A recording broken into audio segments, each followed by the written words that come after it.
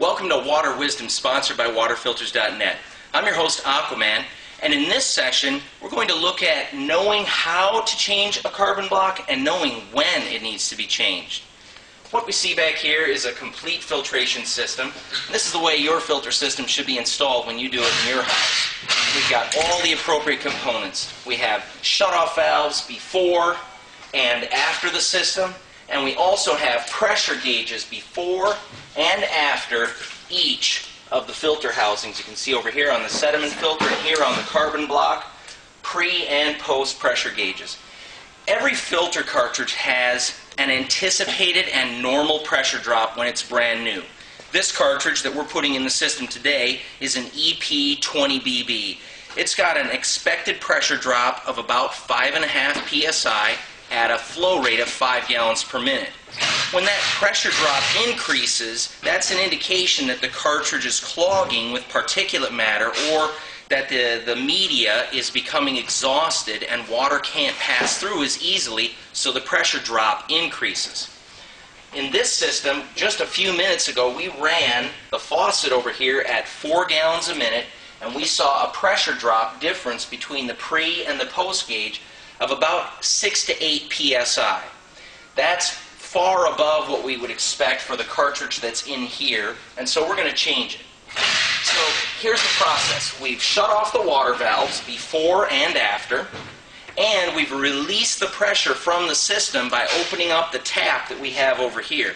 You would do this at your kitchen tap or your bathroom tap. Somewhere in the house you've got to release the water. Then each of these housings that we sell has a red pressure release valve on the top. Got my handy dandy bucket, which you're going to need, and I'll be glad I have in a minute. And I'm going to release the pressure for a few seconds. Get a little dribble of water. Looks like we're good to go. Now, I'm going to use my spanner wrench. This is an SW4. It goes with these 20BB housings. And I'm going to remove this sump. Righty-tighty, lefty-loosey, just like every screw you've ever used in your life. Slide the filter wrench up on, and there it is. It's loose enough now that I don't need the wrench anymore. And I'm going to loosen the filter housing. This is the sump that I'm removing from the cap. And in a few turns, it's going to fall out into my hands and get me wet. Don't wear your good clothes when doing this project. Here it comes. A little more water, and there it is. Dump the water into my bucket, and there we go. There is our filter sump, and here is our used and well-used carbon block that we're replacing. Set this over here in the sink for it to drain. Now, there's a couple of other things we want to do before we put the new filter in. It's not a bad idea to start by inspecting inside and checking to make sure that just to see if any debris has been left behind. In our case, look what I found. An old O-ring that fell off of the old cartridge. Don't want that in there, or the new filter won't fit properly. So I get that out there. Otherwise, we look like we're good. Now, next, got to check the O-ring.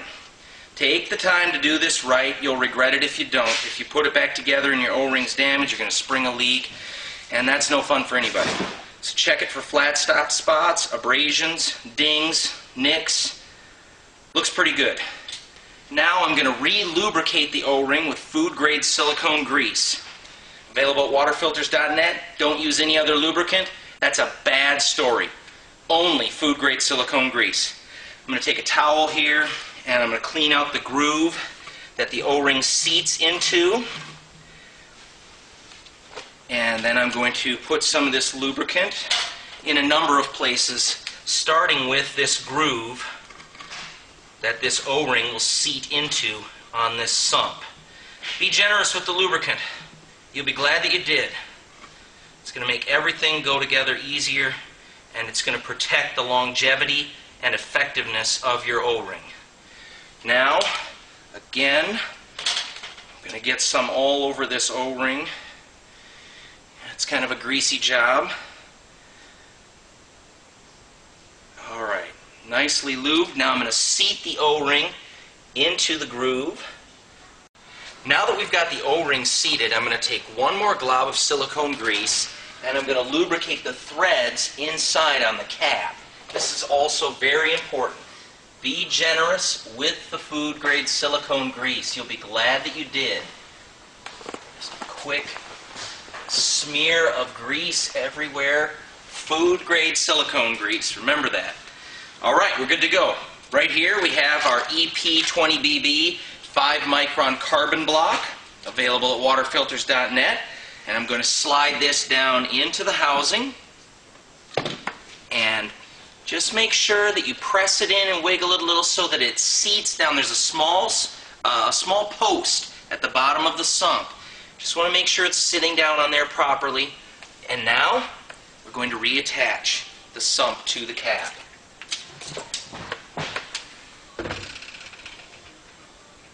Righty-tighty. And there it goes. Hand tight only.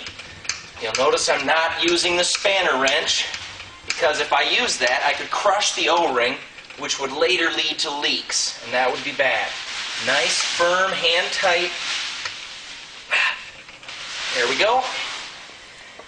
And it's in. So,